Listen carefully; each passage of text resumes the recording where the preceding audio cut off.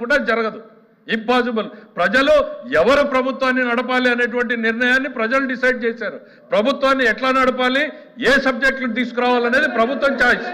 దయచేసి మీరు అనుకున్నట్టు సభ జరగదు అన్న విషయాన్ని మీరు గుర్తుపెట్టుకోవాలి. ఇక్కడ we're here to discuss about the DSC. ప్రజలకు ఒకవైపు ఎల్నినోతో ప్రజలు ఇబ్బంది పడుతూ ఉంటే తాగునీరు, సాగునీరు, వ్యవసాయం ఏ రకంగా ఈ ప్రభుత్వం వాళ్ళని ఆదుకోబోతున్నాం అనేటువంటి బాధ్యతాయుతమైనటువంటి సమాధానం చెప్పాల్సిన మీరు నిర్లక్ష్యంగా ప్రజల పట్ల ఏమాత్రం కూడా అంకిత భావం లేకుండా, వాళ్ళ సమస్యల గురించి చర్చించకుండా కేవలం రాజకీయాలు చేయాలనేటువంటి ఆలోచనతో మీరు ఈ అల్లరి చేసేటువంటి కార్యక్రమం చేస్తున్నారు తప్ప రైతులు ఏ రకంగా ఇబ్బంది పడుతున్నారు, కృష్ణా డెల్టాలో రైతుల పరిస్థితి ఏంటి, గోదావరి డెల్టా ఏంటి, రాయలసీమ ఏంటి, ఉత్తరాంధ్ర ఏంటి, ఈ రైతుల సమస్యల గురించి ఒక్క నిమిషం మీరు మాట్లాడారా?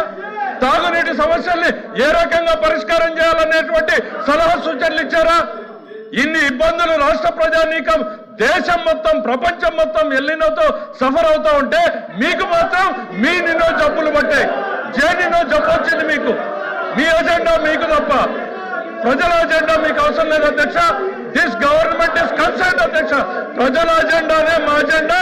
ప్రజలకు అవసరమైనటువంటి ఎల్లినో మీద చర్చ పెట్టండి, ఆ తర్వాత మీరు డిఎస్సిని టేకప్ చేయండి అనేటువంటిది మీకు చెప్పాం.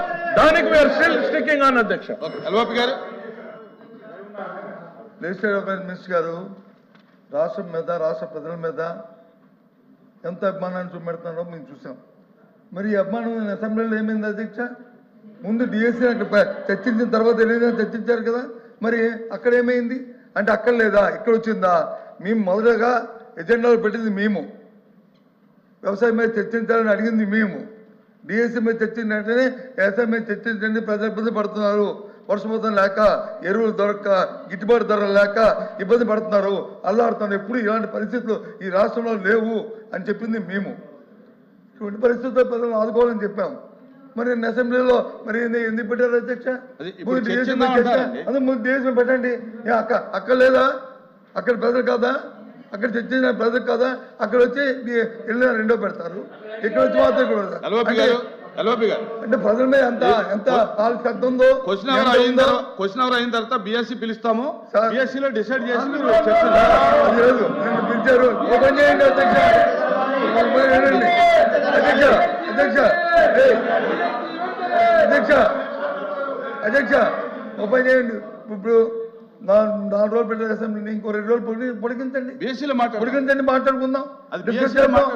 ఎంత ప్రజల మీద వాళ్ళకి అభిమానం ఉందో, ఎంత ప్రజల మీద మాకుందో అసెంబ్లీ కౌన్సిల్ తెలుసుకుందాం. ఇంకో 2 రోజులు పొడిగించండి. అది బిఎస్సీ 4 రోజులు ఎందుకు పెట్టాలి? అది ఇక్కడ కాదు కదా మనం డిసైడ్ చేసింది, బిఎస్సీలో మాట్లాడు.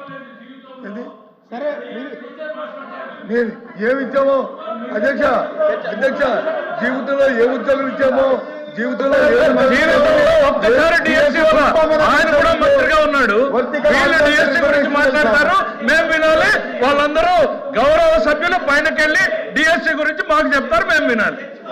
అరే తెలుగుదేశం అంటేనే డిఎస్సీ 1 కాదు, 2 కాదు, 3 కాదు, 4 కాదు, 14 సార్లు డిఎస్సీ ఇచ్చింది తెలుగుదేశం పార్టీ. మీరేమిచ్చారు? ఒక్కటి కూడా ఇవ్వలేదు. మనుషులకు కాస్త ఆలోచన ఉండాలి అంతే. అరచుకోండి, అరవండి చాలు. మన